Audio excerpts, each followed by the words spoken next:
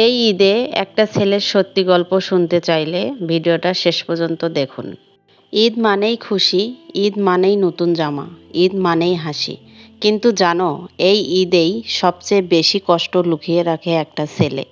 সবাই যখন নতুন জামা পরে ছবি তোলে, একটা ছেলে তখন হিসাব করে এই মাসে কত টাকা খরচ হলো।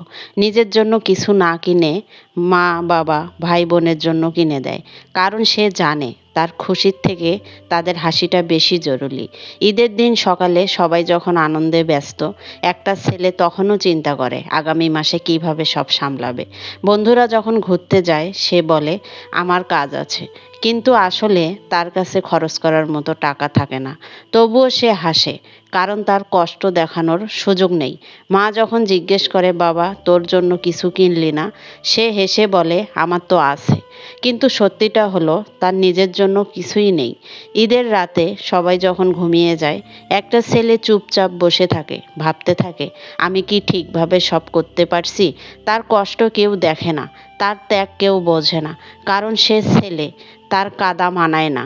তাই বলছি, এই ঈদে যদি কোনো ছেলেকে হাসতে দেখো, একবার জিজ্ঞেস করে দেখো তুই ঠিক আছিস তো।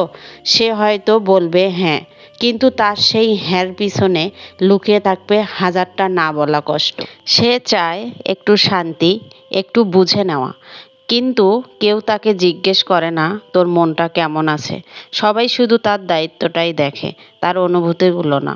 একটা ছেলে যখন চুপ হয়ে যায়, তখন সে বুঝতে হবে তার ভিতরে অনেক কিছু জমে গেছে। আর সে আগের মতো গল্প করে না, আগের মতো হাসে না, কারণ সে জানে তার কথা শোনার মতো সময় কারো নাই।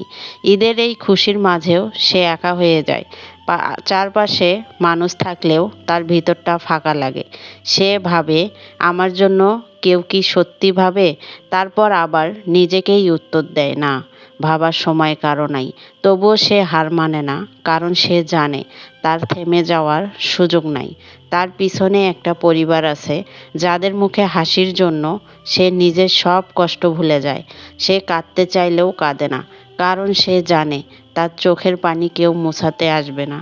তাই সে নিজেই নিজের চোখের পানি মুছে ফেলে, নিজেকেই শক্ত করে, আর বাহিরে গিয়ে আবার সেই হাসিটা পড়ে নেয়।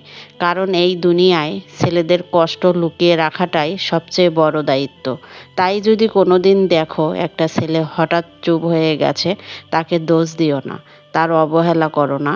একবার তার পাশে বসে বলো কি হয়েছে। হয়তো সে কিছু বলবে না, কিন্তু বিশ্বাস করো সে বুঝে যাবে এখনো কেউ আছে যে তাকে বুঝতে চায়। আর একটা ছেলের জন্য এই অনুভূতিটাই যথেষ্ট।